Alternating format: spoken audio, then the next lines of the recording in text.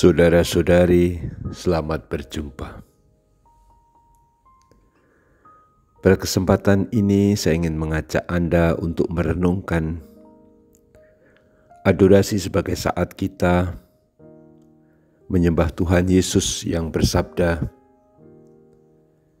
"Setiap orang yang demi namaku meninggalkan rumahnya, saudara-saudarinya, bapak atau ibunya, anak-anak atau ladangnya, akan menerima kembali 100 kali lipat dan akan memperoleh hidup yang kekal." Ini adalah janji Tuhan untuk siapapun yang menjadi murid-Nya dan demi nama Tuhan Yesus meninggalkan segala-galanya, rumahnya, keluarganya, anaknya, ladangnya, semua akan menerima kembali 100 kali lipat dan akan memperoleh hidup yang kekal. Banyak orang mengerti teks ini seolah-olah merupakan janji yang bersifat langsung ataupun secara material fisik. Padahal sebenarnya makna dari sabda ini lebih dari itu. Bukan lalu karena meninggalkan segala-galanya lalu segera menerima gantinya. Entah itu rumahnya menjadi 100 kali lipat, punya saudara-saudari yang 100 kali lipat, punya anak-anak dan ladang yang 100 kali lipat dalam hidup ini.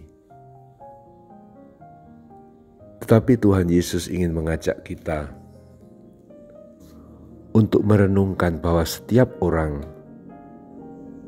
yang meninggalkan segala-galanya demi namanya, demi nama Tuhan Yesus, akan memperoleh hidup Tuhan sendiri.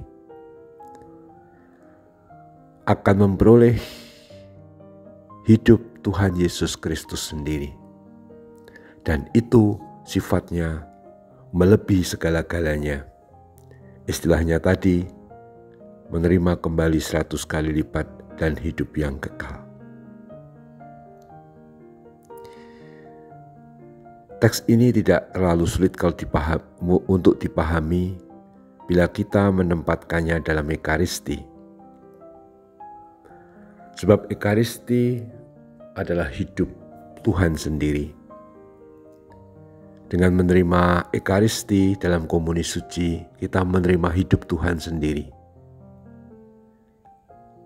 Dan kalau kita menerima hidup Tuhan sendiri, bukankah kita menerima segala-galanya, melebihi segala sesuatu? Jadi teks tadi atau sabda Tuhan tadi tidak pertama-tama bermakna material. Kalau kita meninggalkan rumah akan menerima 100 kali rumah. Juga meninggalkan orang tua akan mendapat orang tua baru banyaknya 100 kali lipat. Bukan. Tetapi siapapun yang hidupnya diabdikan untuk Tuhan, yaitu Tuhan Yesus Kristus, dia akan menerima hidup Tuhan sendiri. Dan hidup Tuhan sendiri yang diterima itu tak terkira lagi isi dan maknanya. Tentu saja dalam bahasa tadi menerima 100 kali lipat dan hidup yang kekal. Dan itu setiap kali terjadi ketika kita merayakan Ekaristi. Dengan komuni suci kita menerima hidup Tuhan sendiri. Kita bisa merenungkan para martir, para martir. Mereka dimartir.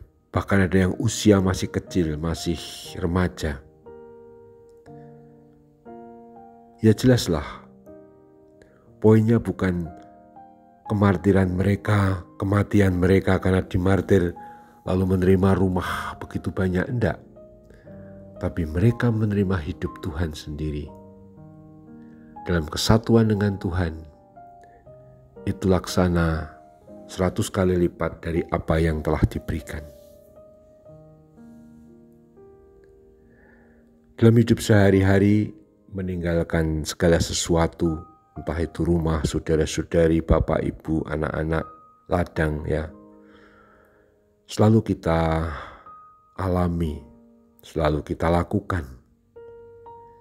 Jika kita mau adorasi seperti ini, kita sudah berani untuk memberikan waktu untuk Tuhan. Dalam arti tertentu, itu adalah keberanian kita meninggalkan segala sesuatu. Daripada untuk mendengarkan hiburan di YouTube atau berbagai media sosial lain, ataupun kalau kita mau WA-an dalam grup yang asik itu, kita tinggalkan itu semua untuk menyembah Tuhan dalam adorasi Ekaristi. Saat adorasi itu, kita menerima hidup Tuhan sendiri yang hadir dalam rupa roti Ekaristi, sakramen Maha Kudus yang kita sembah. Pengalaman memberikan waktu untuk Tuhan dalam adorasi dengan meninggalkan acara harian juga secara merupakan miniatur dari melaksanakan kata-kata Tuhan, meninggalkan rumahnya, saudara-saudarinya, ibu bapaknya, anak-anak dan ladangnya tadi.